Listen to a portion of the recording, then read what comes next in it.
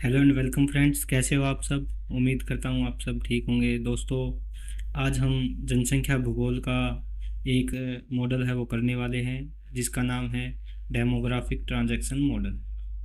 इस सिद्धांत का मूल प्रतिपादन एफ डब्ल्यू नोटेस्टिन महोदय के द्वारा 1945 में किया गया।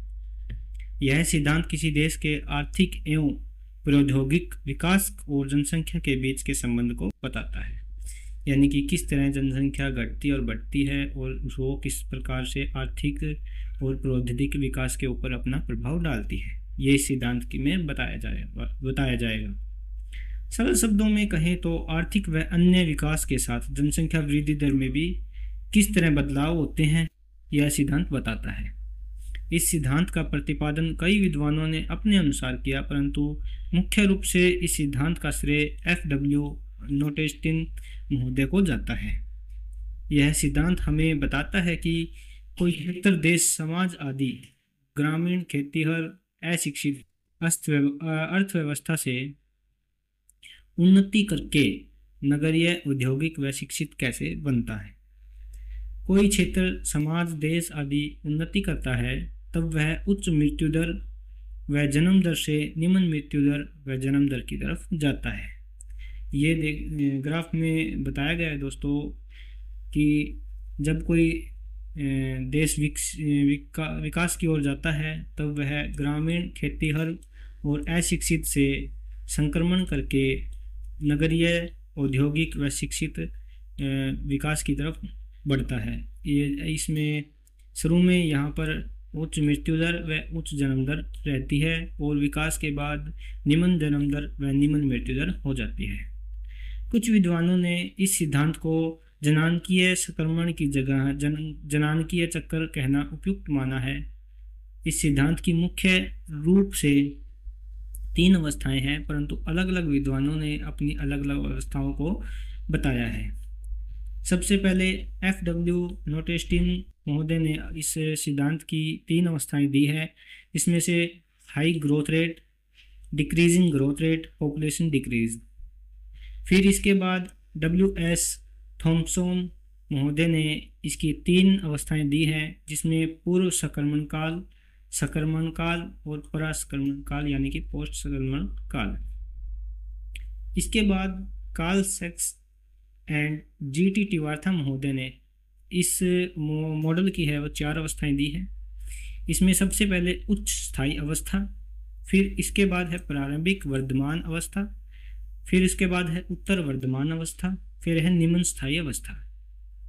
फिर एक और विद्वान थे CP ब्लैकर, इन्होंने इस सिद्धांत की 5 अवस्थाएं बताई हैं। इसमें उच्च स्थायी अवस्था, दूसरी है प्रारंभिक वर्धमान अवस्था, तीसरी है उत्तर वर्धमान अवस्था, अगली है निम्न स्थायी अवस्था और उससे अगली है ह्रासमान अवस्था।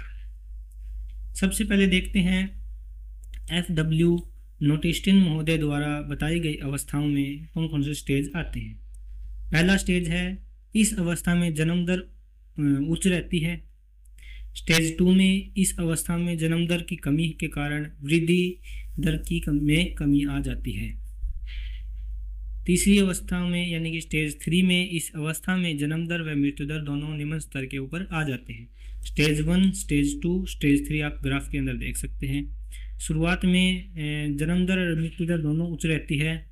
स्टेज 2 में जन्म दर उच्च रहती है और मृत्यु दर नीचे आ जाती है और स्टेज 3 में दोनों ही निम्न श्रेणी में पहुंच जाते हैं।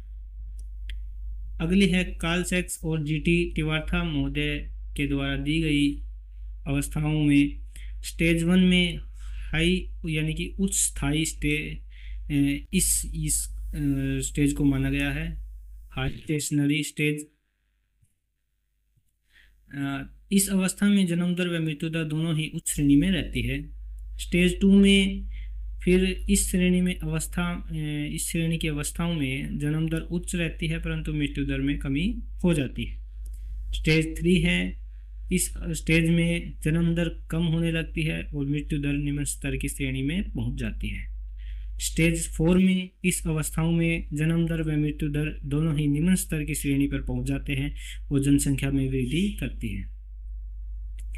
ये जो ग्राफ है इसमें आप देख सकते हैं कि शुरुआत में पॉपुलेशन है वो कम है, फिर उसके बाद में पॉपुलेशन बढ़ती जाती है, वो स्टेज में 4 में आते आते पॉपुलेशन है वो उच्च श्रेणी में, यानी कि जो सीवियर है सीवियर दोनों उच्च हो जाते हैं। क्योंकि शुरुआत में जो है वो बर्थ रेट है वो कम रहती है, स्टेज 1 में, स्टेज 2 में भी वो कम रहती है, परंतु स्टेज 3 में वो एकदम से डिक्रीज हो जाती है और स्टेज 4 के अंदर वो निम्न श्रेणी के अंदर पहुंच जाती है।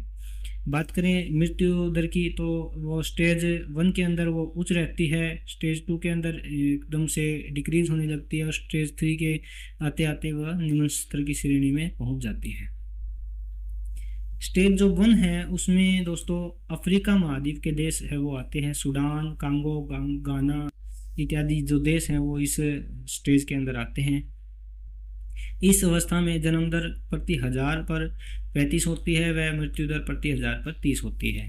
ठीक है। स्टेज 2 में स्वास्थ्य सेवा आदि का विकास हो जाता है। वर्ष 2000 के बाद अफ्रीका देश, नाइजीरिया व सूडान आदि से स्टेज के अंदर आते हैं। इसमें जन्म दर प्रति 1000 35 होती है और मृत्यु दर प्रति 1000 15 से 25 हो जाती है। स्टेज 3 की बात करें तो भारत, पाकिस्तान, अफगानिस्तान, बांग्लादेश इत्यादि देश है जो इस स्टेज में आते हैं। इसमें जन्म दर प्रति 1000 20 हो जाती है, परंतु मृत्यु दर प्रति 1000 15 हो जाती है। अगर स्टेज 4 की बात करें तो दोस्तों इसमें ऑस्ट्रेलिया, न्यूजीलैंड, अमेरिका, चिली इत्यादि जो देश हैं वो आते हैं। एक और स्टेज है दोस्तों वो बनाई गई है जिसको हम जीरो स्टेशनरी स्टेज कहते हैं। पश्चिमी यूरोप में ब्रिटेन, फ्रांस, जर्मनी, जापान इत्यादि जो देश हैं वो इसमें स्टेज में आते हैं। जब कोई देश प्रथम अवस्था के अंदर होता है तब वह वहाँ पर अच्छी स्वास्थ्य व अच्छी शिक्षा न होने के कारण मृत्यु व जन्म दर दोनों ही उच्च होते हैं। परंतु जैसे जैसे कोई देश विकसित होकर स्टेज 5 तक पहुँच जाता है तब अच्छी शिक्षा व स्वास्थ्य सुविधा के कारण वह मृत्यु व जन्म दर दोनों ही निम्न स्तर पर हो जाते हैं और जो जनसंख्या है वो बढ़ने लगती है।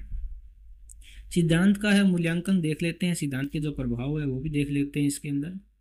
यह सिद्धांत विश्व की जनसंख्या का इतिहास से लेकर अब तक का चित्रण प्रस्तुत करता है।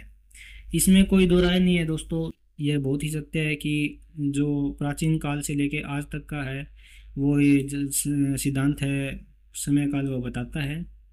कुछ लोगों के अनुसार विश्व में हर जगह पर यह सिद्धांत प्रयोग में नहीं लाया जा सकता। इसके संबंध में कुछ तर्क है वो दिए गए हैं। ये दोस्तों इसकी आलोचना भी कह सकते हैं, इसके प्रभाव भी कह सकते हैं। यह सिद्धांत सभी देशों के मृत्यु व जन्मों के अनुभव पर आधारित है और विभिन्न अवस्थाओं में प्रस्तुत किया गया है। परंतु कुछ अल्प विकसित देश जैसे अर्थ, अफ्रीका, एशिया आदि कुछ प्रमुख देश हैं जहां ऐसी अवस्थाओं में विकास नहीं होता और जहां यह सिद्धांत ज़्यादा उपयोगी नहीं है। अगली जो प्रभाव उसकी बात करें तो जनांकीय संक्रमण की गति व अवधि हर जगह एक समान नहीं होती, इसलिए सिद्धांत परिवर्तन का सामान्य सिद्धांत नहीं है। अगली तीसरे नंबर पे है, हर एक देश में सामाजिक, आर्थिक व प्रौद्योगिक अवस्थाएं विभिन्न होती हैं, अलग अलग होती हैं, जहां पर विकास की गति व दिशा अलग अलग मानी जाती है। चौथी है, कई देशों में विकास के बाद भी अधिक जन्म दर व अधिक मृत्यु दर देखी गई है और ऐसे देश हैं जहां पर विकास नहीं फिर भी कम जन्म दर व कम मृत्यु दर है। ठीक है, तो दोस्तों ये था हमारा डेमोग्राफिक ट्रांजैक्शन मॉडल। उम्मीद करता हूँ कि आपको यह समझ में आया होगा। और दोस्तों यह कई विद्वानों द्वारा इसकी अवस्थाएं दी गई हैं, तो और FW नोटिस्टिन महोदय को प्रमुख इसके अंदर माना गया है। जनसंख्या भूगोल का ये बहुत ही बेहतरीन एक सिद्धांत है। तो उम्मीद करता हूँ दोस्तों आपको समझ में आया होगा। मिलते हैं एक और नई वीडियो के साथ, एक और नए टॉपिक के अंदर। तब तक के लिए दोस्तों आज्ञा चाहता हूँ आपसे, और तब तक अगली वीडियो तक के लिए धन्यवाद।